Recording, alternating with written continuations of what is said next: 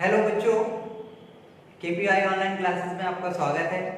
बेटा, हम लोगों ने पिछले टर्म में पढ़ा था प्रश्नावली 2.3 कि हमने आपको केवल 4 नंबर तक क्वेश्चन बताए थे।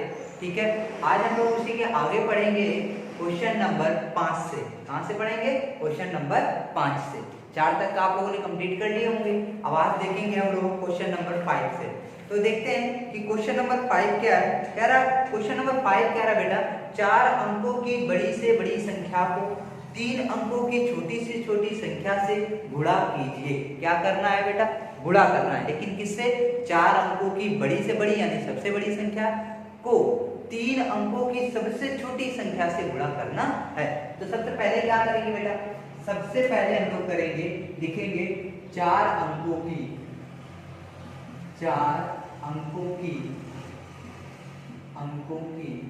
सबसे बड़ी संख्या लिखेंगे। बड़ी संख्या, 4 अंकों की सबसे बड़ी संख्या। और 4 अंकों की सबसे बड़ी संख्या क्या होती है बेटा? 9, 9, 9 और 9। 4 टाइम्स 9, 4 बार 9 लिख देंगे। यही 4 अंकों की सबसे बड़ी संख्या हो गई। अब कह रहा है 3 अंकों की सबसे छोटी संख्या। 3 अंकों की सबसे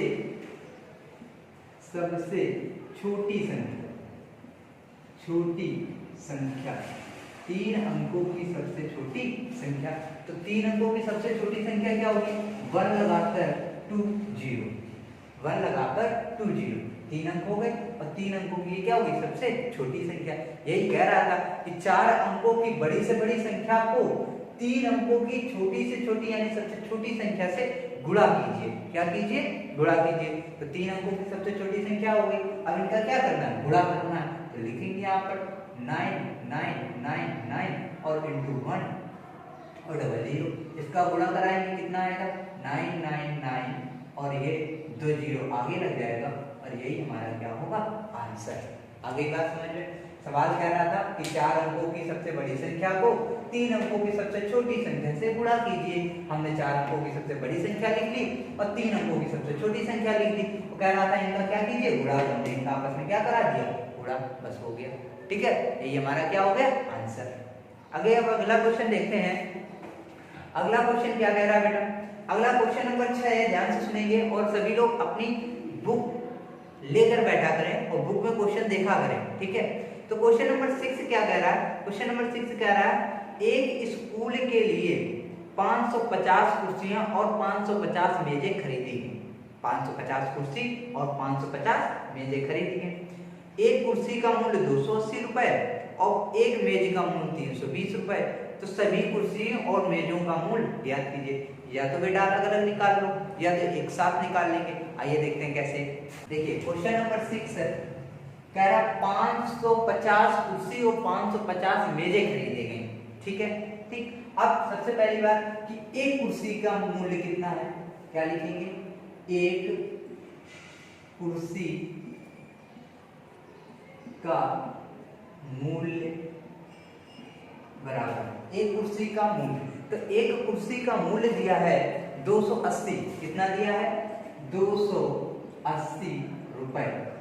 ठीक, और कितनी कुर्सी खरीदी गई है? 550। लिख देंगे, इसलिए 550 कुर्सियों का मूल्य। तो 550 कुर्सियों का मूल्य अभी हमें बताया था, जब एक कुर्सी का मूल्य दिया है और ज्यादा का पूछा तो क्या करा देते हैं? गुणा करा देते हैं। तो यानी 280 और इंटू 550 रुपए आ गए। इसको गुणा भी मत कराइए। ठीक, अब एक मेज, अब दिया है हमें एक मेज का मूल्य। एक मेज का मूल्य कितना दिया है? 320 रुपए दिया हुआ है। कितना दिया है? 320। और कितनी मेजें खरीदी हैं? 550 खरीदी है। इसलिए 550 मेजों का मूल्य बराबर, तो 320 इंटू 550 रुपए। ठीक, 320 इंटू 550 रुपए। अब कह रहा टोटल कुल कुर्सी, सभी कुर्सी और मेजों का मूल्य बताइए। तो क्या ये मूल्य किसका आ गया? सभी कुर्सियों का। ये मूल्य किसका आ गया? सभी मेजों का। अब सभी कुर्सी और मेजों का कुल मूल्य बताना है तो लिखेंगे सभी कुर्सी व मेजों का मूल्य। सभी कुर्सी व मेजों का मूल्य बराबर कितना होगा? तो कुर्सियों का कितना आया? 280 इंटू 550 प्लस मेजों का कितना आया? 320 इंटू 550। अब इसको सॉल्व कर लेंगे।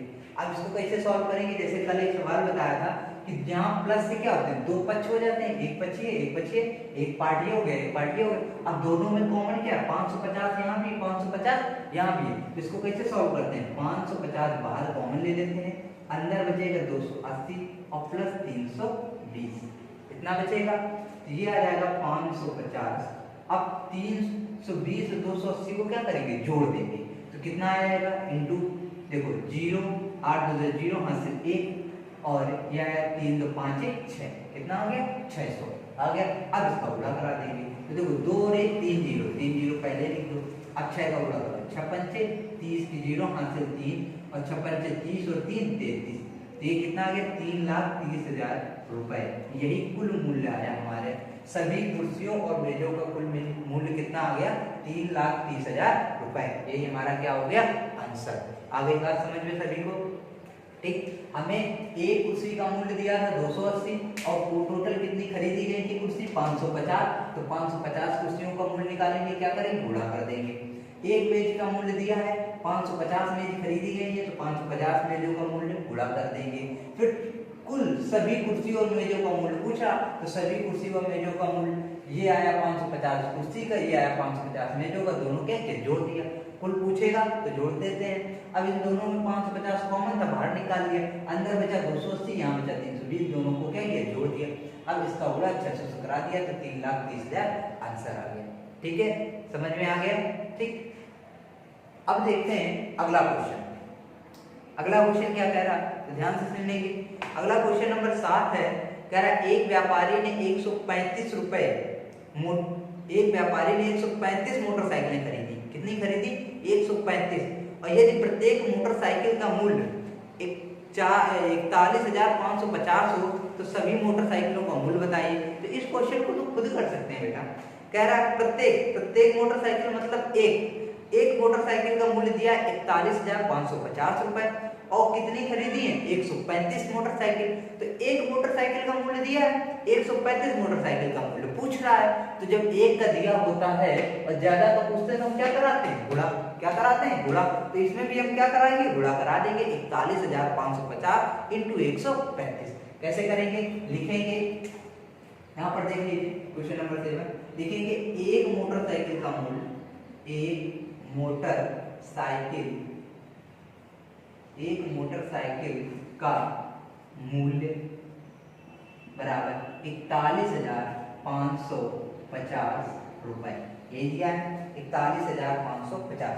अब उसने कितनी मोटरसाइकिल खरीदी है? 135 खरीदी है। तो इसलिए 135 मोटरसाइकिलों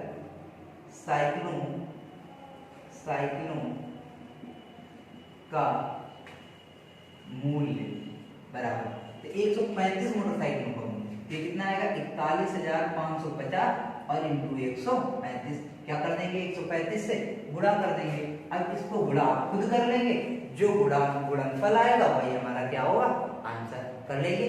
अब इसको गुणा करा देंगे, बस जो गुणा कराने से आएगा आंसर वही हमारा क्या होगा? आंसर कर लेंगे ना सभी। इसको आप खुद करेंगे, ठीक है?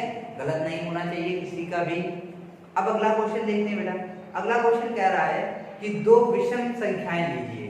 कह रहा है क्वेश्चन नंबर 8 है और कह रहा है कि दो विषम संख्याएं लीजिए, क्या उनका गुणनफल एक विषम पूर्ण संख्या है?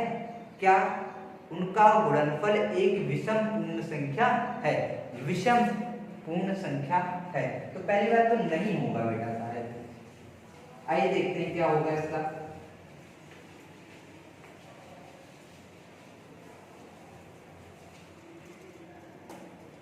क्वेश्चन नंबर 8 कह रहा है दो विषम संख्याएं लीजिए। तो हमने मान लिया माना दो विषम संख्याएं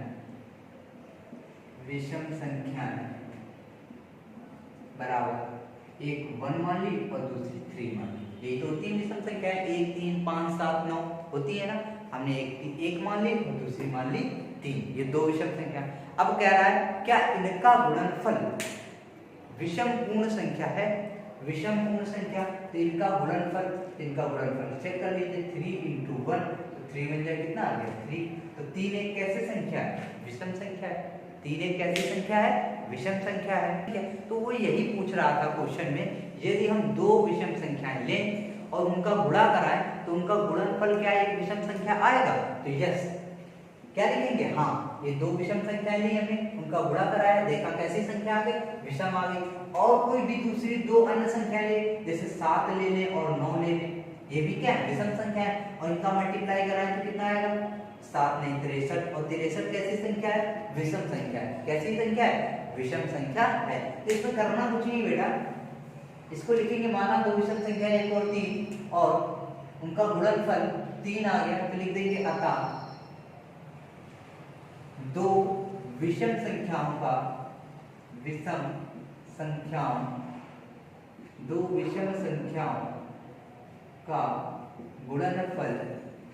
गुणनफल एक विषम संख्या होगा, एक विषम संख्या होगी।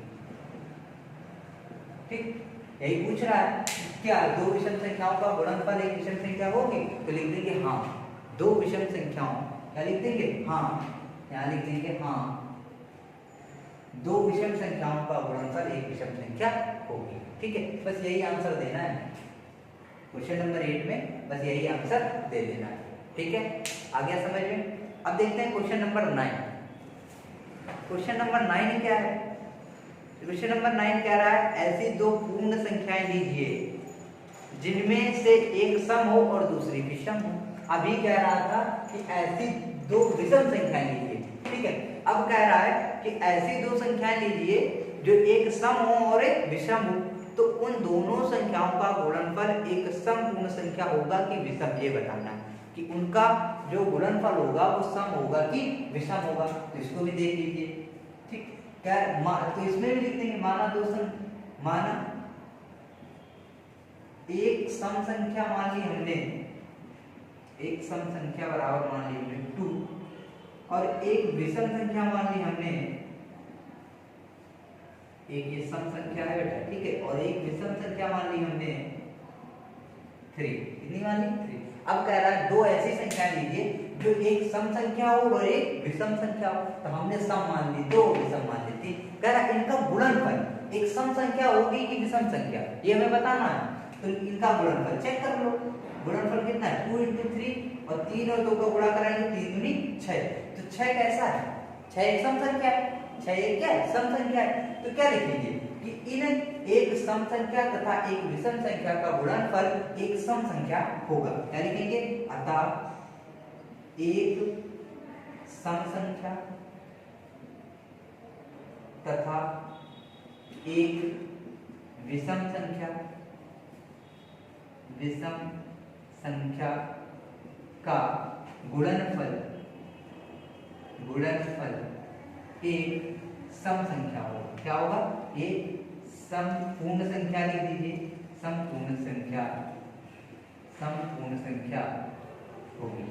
ठीक है, सम पूर्ण संख्या होगी। आ गया समझ में। ठीक, तो कह रहा है, ये कह रहा था एक सम संख्या लीजिए एक विषम संख्या, तो हमने एक सम मान ली 2, विषम मान ली 3। अब कह रहा है इनका गुणा कराइए तो इनका गुणनफल आया 6, और 6 एक कैसी संख्या है, 6 एक सम संख्या है। तो यही पूछ रहा था कि इन दोनों का गुणनफल एक सम संख्या आएगी कि विषम, तो कैसी संख्या आ गई, सम आई। तो वही हमने लिख दिया, अतः एक सम संख्या और एक विषम संख्या का गुणनफल एक सम पूर्ण संख्या होगी। और भी एग्जांपल इनके देख सकते हैं, जैसे 2 और 3 ना लेके हम ले ले 6 और 5, 6 सम संख्या और 5 क्या विषम संख्या, तो 6 5 कितना होगा 30, और 30 कैसी है सम संख्या है ना, सम संख्या, और ये यहाँ भी सम संख्या है। तो मतलब एक सम संख्या एक विषम संख्या का अगर हम गुणा कराएंगे तो उनका गुणनफल हमेशा क्या आएगा, एक सम संख्या आएगा।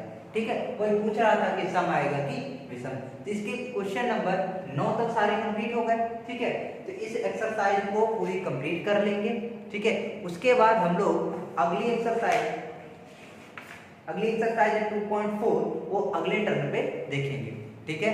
तो ये एक्सरसाइज 2.4 जो है वो 2.3 जो है वो पूरी कंप्लीट हो जानी चाहिए, ठीक है। उसमें कोई डाउट नहीं होना चाहिए। और फिर भी अगर इनमें से कोई प्रॉब्लम हो एक्सरसाइज 2.3 तक तो उसको व्हाट्सएप ग्रुप पर पूछ लेंगे।